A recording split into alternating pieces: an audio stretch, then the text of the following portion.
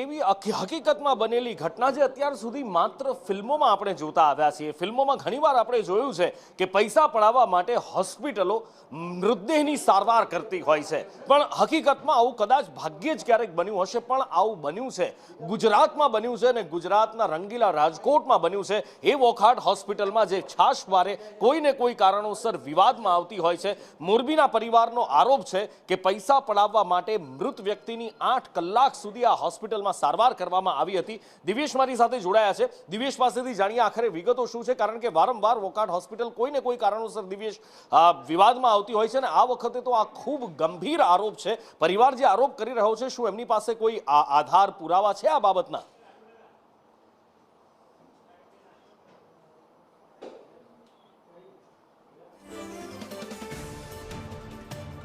રાજકોટમાં બની છે।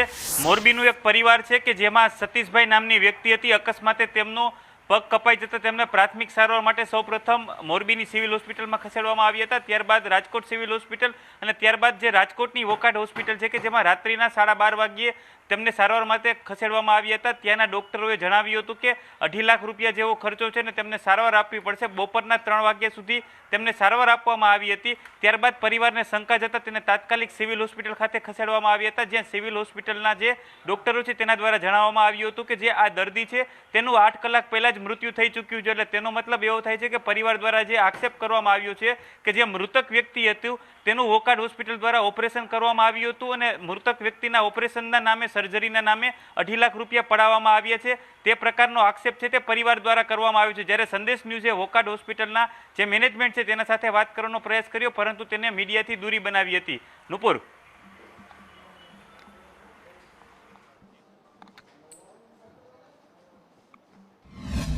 મારા ભાઈનો જીવ બચવા આટું કરી અને અમે પ્રાઇવેટમાં મારા ભાઈને શિફ્ટ કર્યો। પ્રાઇવેટમાં શિફ્ટ કરતા બરાબર અહીંયા કને મારા ભાઈનું મૃત્યુ તો થયેલું જ હતું, તોય છતાં પ્રાઇવેટવાળાએ ધોકો કરી બરાબર મારા ભાઈને 8 થી 10 કલાક રાખ્યો 24 કલાકની અંદરની।